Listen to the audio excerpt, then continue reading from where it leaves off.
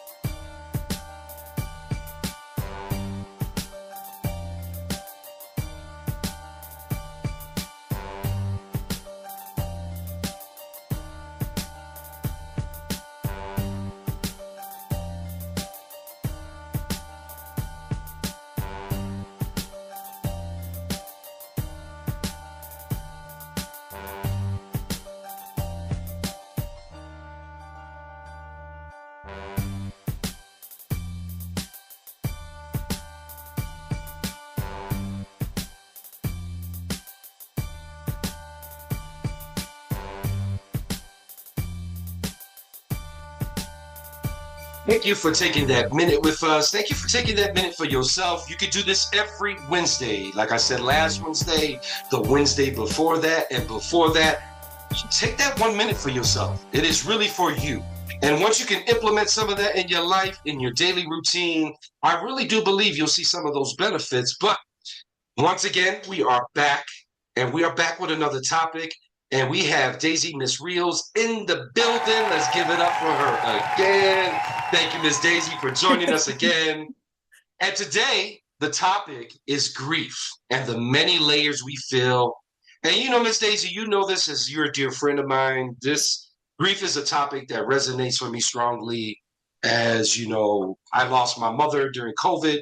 And I still feel that to this day. My grief still taps on my shoulder every once in a while. And my goal with this session here and this mental health minute, with bringing Daisy in for the masses, Miss Daisy in for the masses, is to really have a healthy conversation about it. So, Miss Daisy, I know that you always bring the gems. So, what do you got for us today on this conversation about grief and the many layers that we feel? Yeah, grief, thank you for having me. Grief is such a layered topic because it's such an individualized experience. Um, Definitely not a one shoe fits all type of situation.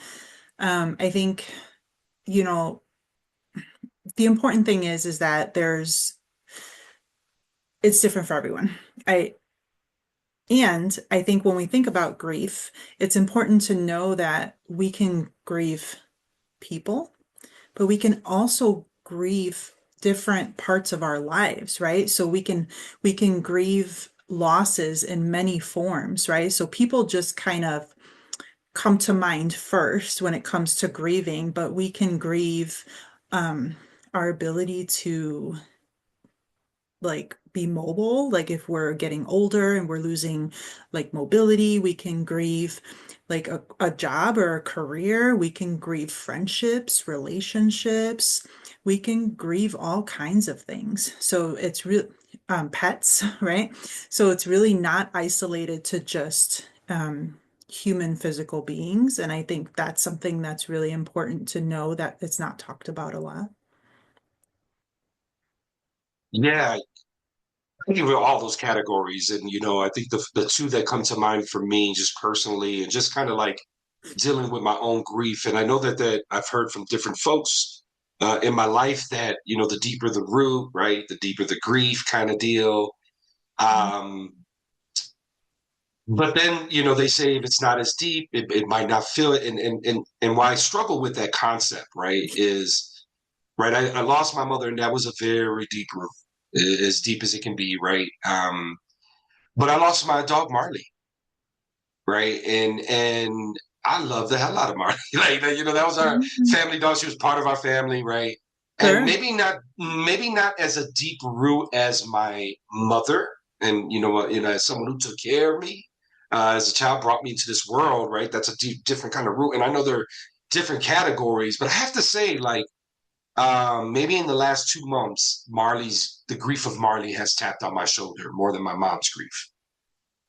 Yeah. So a couple things. I feel you, right? Because I lost Zoe, our dog, right? So, and when I tell you, I sobbed like nobody's ever seen me sob before, right? So, even thinking about it now, I could feel my nose getting tingly, right? Like I'm gonna tear up or something. And that is the evidence that grief doesn't go away, right? So what I tell my clients who are coming in grieving, or what I tell anybody who needs support around grief, is it might always hurt.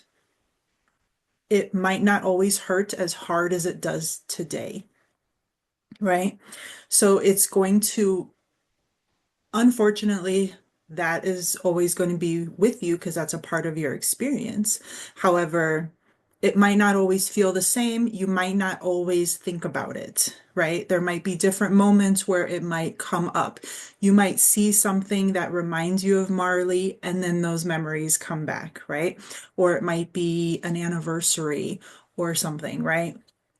Or you might smell something that mom used to cook, right? And then it comes back to you, right? So there's different like neurological things that happen for us that bring that back. However, I think it's important to know that it is different for everybody, and there's different stages to it. So when we think about the ways that we heal through grief, we have to think about the 5 stages of grief, which we can talk about. Yes. Let's expand on the 5 stages because, yeah, I think everything you shared, and before I keep moving, rest in peace to Marley and Zoe. Let's give them a, I'm gonna give them a camp round of Yeah. clap too because I say that, and I obviously appreciate your vulnerability as well, Ms. Daisy. I say that because, yeah, I think the last 2 months I've been thinking like I love Marley, and I think there's a couple reasons, just kind of where I'm at in my life. I'm getting older, right? Birthday's coming up, so that's around, but also, um, I think I'm also in a space where maybe I'm missing a dog in the house, right? A little bit of that. I think there's like these different kind of feelings mixed up. So in saying that, right, you mentioned the 5 stages. I feel like I went through a few of these stages with my mother, with Marley, maybe in my younger years because I lost a couple friends to gang violence, right? So there's like grief in different patterns, different ways. But I guess break down the 5 stages for us, Miss Daisy. Yeah, and I actually forgot to say something that you had said like a minute ago too, where something about something about grief and timetables. And it came to my mind, I was like, who's measuring your grief? Like nobody can do that for you, right? So I was thinking about that, right? Like nobody can measure your grief for you. There's no timetable on it. There's no correct way to grieve, right? So I think that's really important to lay out there so that way everybody feels validated in their experience in the grief process. So the 5 stages, we have denial, which is a lot of like, no, no, no, no, this is not happening, right? This is not happening. We're not doing this, right? We have anger, so that frustration that you feel for the loss that's happening. There's the bargaining stage where it's like, please don't let this happen. I will be sure to make sure that I'm better at doing this or doing that, right? Or like sometimes in the bargaining stage, people want to exchange one life for the other, right? It's like, please don't let this happen to this person. Just take me instead. Um, the depressive phase, right? So we have the depression that sets in when it comes to grief, right? There's just an extreme amount of sadness that the body and the brain can't handle all at once, and it starts to feel really heavy for people. And then we have the acceptance stage, right? Where we're able to kind of work on what's happening a little bit more and from a logical standpoint understand like, okay, this is out of my control. This has happened. I still need to move forward and figure out how to manage all of this for myself.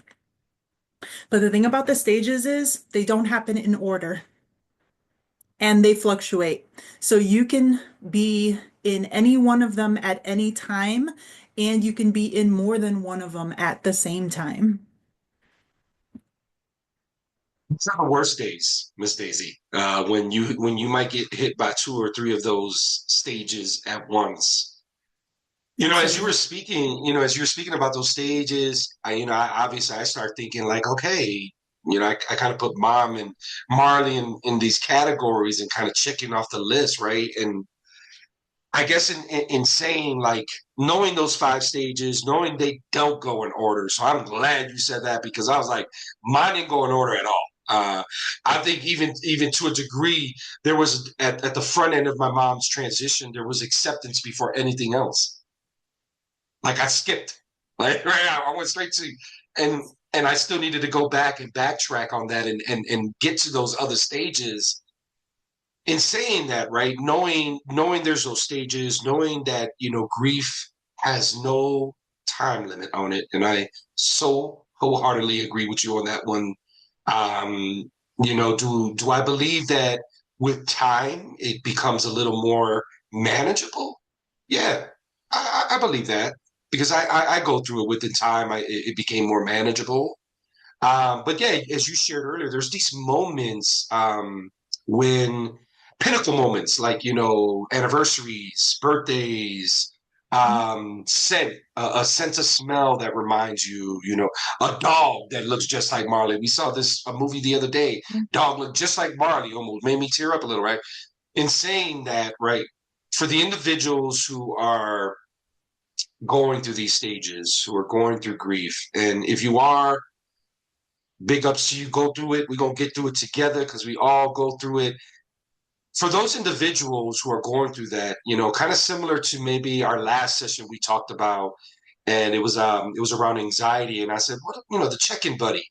You know, because I think the hard part with grief, and even if it's a really dear close friend going through it, as someone who's coming in to support you on it, and you're going through it, it's such a awkward, yeah, awkward rope to walk.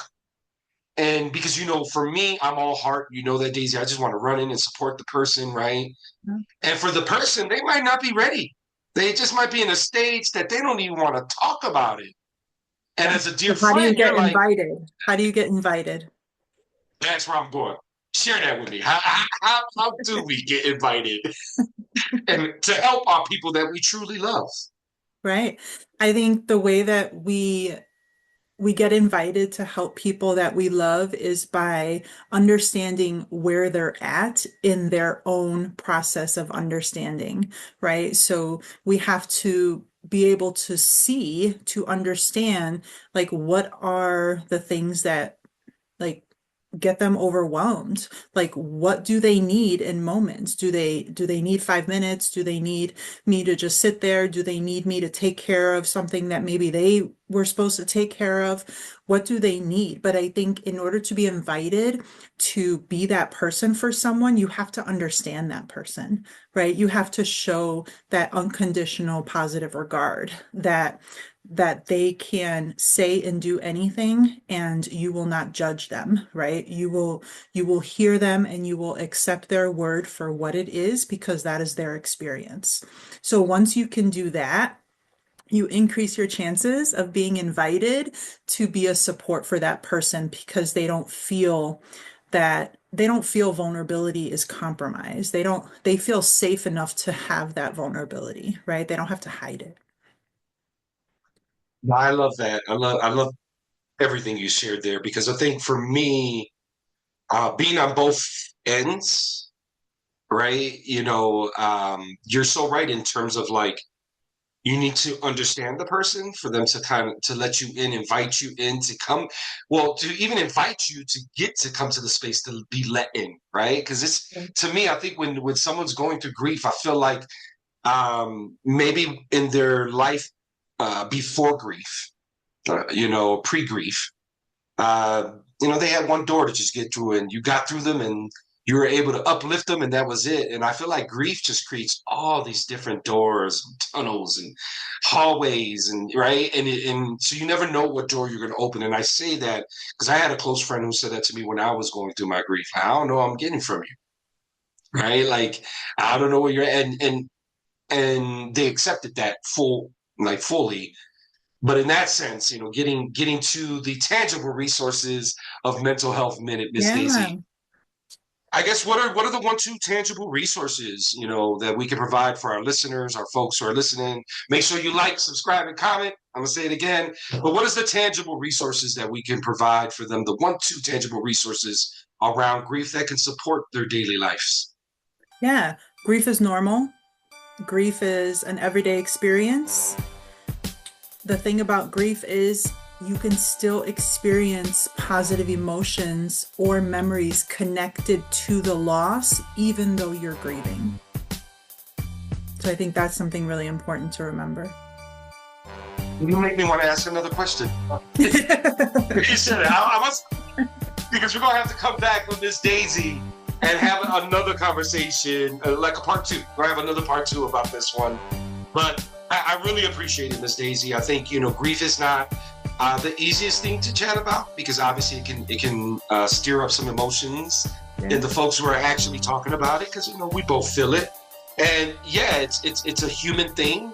I want to say that as well. I think you said that on our last week episode about anxiety, and I think it should be a space where people don't go through it alone. So, for this Mental Health Minute, I want to thank everybody for coming through, checking us out. We do this every Wednesday. Every Wednesday, we're going to be here to provide some great information for you. And if it's not me, not Miss Daisy, it's going to be someone else. So make sure you like, subscribe, and comment on these segments and information that we're giving you. But beyond that, the last words I have to say here is, who's helping you heal? Peace.